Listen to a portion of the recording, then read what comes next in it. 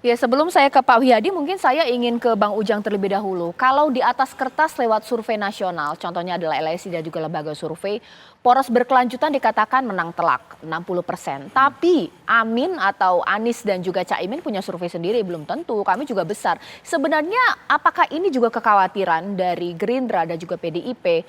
Daripada ambil resiko ya sudah berkoalisi saja. Karena kekhawatiran poros perubahan tadi. Ya, saya sih meyakini itu ada, tetapi kecil ya. Kenapa?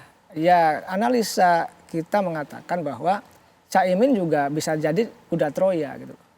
Jadi tadi Pak Jarod mengatakan jangan lupa loh Caimin bisa kembali gitu ya, apakah nanti ke Pak Prabowo ya kan ataukah ke PDIP. Nah, itu artinya tanda-tanda. Ini semua belum fix, belum final gitu ya. Artinya masuknya Cak Imin ke Anies itu bukan berarti memperkuat sebenarnya. Kalau bahasanya memperlemah. Oleh karena itu kalau ada kekhawatiran Anies menguat, ya itu juga harus ya kita lihat lebih dalam lagi. Nah, dulu ketika Anies awal-awal muncul itu memang saya lihat di bawah kuat. Tetapi kan lawan Anies itu kan memotong.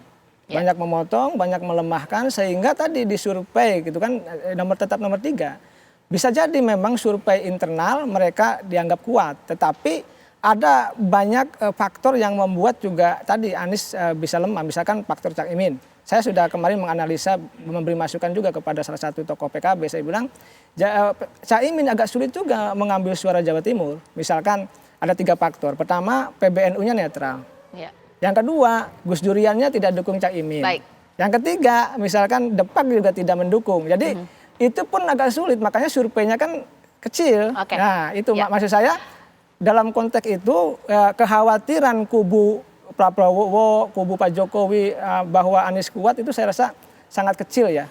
Gitu. Tapi mungkin pertanyaan sederhana atau pragmatis dari masyarakat, saya tanyakan kepada Pak Wihadi. Kalau nggak takut, kenapa elit partai dari Gerindra sendiri, bahkan juga Pak Prabowo, jawabannya selalu abu-abu mengenai hanya 2 poros. Kenapa bilang tidak tetap 3 poros? Apa jangan-jangan memang takut dengan Amin, Caimin dan juga Anies, Pak Wihadi? Enggak lah. Jadi gini, kita ini kan semangatnya adalah persatuan. Jadi kalau ditanya mengenai masalah 2 poros atau 3 poros, tapi apapun yang namanya adanya suatu bersatu untuk adanya suatu persatuan dan persatuan semuanya, maka semuanya akan menjawab bahwa itu bisa aja mungkin terjadi. Karena memang kita ini semuanya berpikir bahwa kita janganlah kita ini pemilu ini membuat kita terpecah-pecah. Jadi kita menginginkan pemilu ini kita bersatu. Jadi kalau saat ini memang apa yang terjadi sebelum pendaftaran seperti rekan-rekan Pak Jarod tadi mengenai masalah bahwa kita masih tunangan ataupun segala macam belum ada kesepakatan, belum ada resmi kita mendaftar ke KPU, itu kan kemungkinan ada pembicaraan-pembicaraan itu bisa dilakukan. Yang saya katakan tadi bahwa kita ini semuanya cair kok. Kita ini dalam komunikasi antar partai ini kita setiap saat bisa berkomunikasi kok. Tidak ada kita ini setelah kita ini beda koalisi terus kita ini tidak pernah berkomunikasi. Enggak juga. Kita semuanya elit partai semua masih berkomunikasi dengan baik, ya kan? Dan inilah yang dinamakan bahwa kita ini kontestasi ini ada kontestasi yang fair play. Artinya kita semuanya tahu bahwa ini adalah kontestasi yang dimana untuk menentukan pemimpin nasional ke depannya. Dan ini adalah semuanya dengan ketenangan dan juga dengan kesatuan kita menentukan, ini adalah rakyat nanti akan menentukan. Jadi kalau kekhawatiran terus kemudian apakah ini menjadi 2 poros, kenapa tidak, jawabannya tidak dan segala macam. Nah kita kan masih memang belum mendaftar ke KPU. Ya, jadi ini kan satu hal yang memang bisa semuanya pembicaraan-pembicaraan itu ada. Tetapi mesti diingat bahwa kita sudah berkoalisi. Segala sesuatu keputusan tentunya kita akan bicarakan dengan koalisi kita. Baik, ya. Sekarang saya ke Pak Jarod. Pak Jarod, lebih lama mungkin PDIP menggaungkan 2 poros dibandingkan Gerindra ya? Apa jangan-jangan memang PDIP tahu kekurangan Ganjar, punya kelemahan di Jabar, punya kelemahan di Jatim, bahkan kemarin dialog di Yogyakarta langsung digeruduk netizen tuh dengan pernyataannya. Ya udah karena tahu kekurangan Pak Ganjar ya sudahlah supaya menang 2 poros saja, begitukah? Enggak juga. Tadi saya sampaikan juga ya, mau 2 poros kayak 3 poros kayak yang diinginkan oleh kita semua, PD Perjuangan dan seluruh bangsa Indonesia tentunya, kalau misalnya Pilpres itu bisa 2 kekuatan, itu pasti 1 putaran selesai. Kalau 1 putaran selesai, itu banyak manfaat-manfaat yang diperoleh oleh bangsa ini. 1, anggarannya kita bisa efisienkan 18 triliun. Yang kedua, proses konsolidasi pasca Pilpres itu bisa semakin cepat. Karena bulan Februari sudah bisa diketahui siapa pemenangnya. Sehingga masa kurang 8 bulan berakhirnya Pak Jokowi itu akan lebih efektif untuk dilakukan misalnya komunikasi politik, kemudian konsolidasi demokrasi pasca Pilpres, ini sangat produktif. Itu aja. Tetapi prinsipnya bagi PD Perjuangan kami yakin betul dengan figur Mas Ganjar gitu ya, kita entah itu 2 pasang atau 3 pasang, kita siap untuk berjuang maksimal kalau bisa 1 putaran selesai.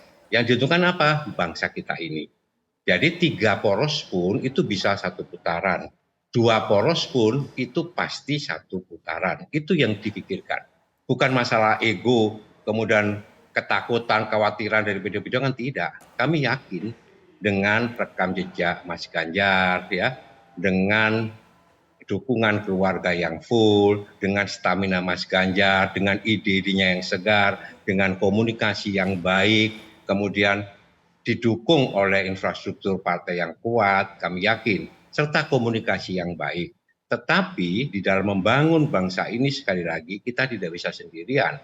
Di dalam sistem presidensial supaya kuat seperti sekarang masanya Pak Jokowi, itu harus juga didukung oleh parlemen yang kuat. Tadi betul Mas Wiyati sampaikan bahwa meskipun sekarang sudah terjadi misalkan ya ada berbagai macam poros, hubungan komunikasi antar kita ini baik, sangat cair. Ini untuk menunjukkan bahwa sebetulnya di dalam demokrasi, di dalam Pilpres itu berkompetisi itu boleh, tetapi jangan sampai ya terjadi polarisasi. Kalau polarisasi itu bisa 3 pasang bisa polarisasi, 2 pasang bisa polarisasi, tergantung beberapa faktor. 1 misalnya, faktor kedewasaan politik. Politik dari para kandidat untuk siap menang dan siap kalah. 2, jangan gunakan politisasi identitas ya. Kalau ini dilakukan maka akan terjadi pembelahan. 3, penyelenggara pemilu itu harus jujur, harus adil dan harus tegas ya. Jadi kalau menurut saya jangan pernah ada kekhawatiran ada polarisasi, entah 3, entah 2. Tergantung kedewasaan politik kita semua, gitu loh ya. Tadi Pak Wihadi juga menyampaikan, biarkan rakyat yang bisa menentukan pilihan.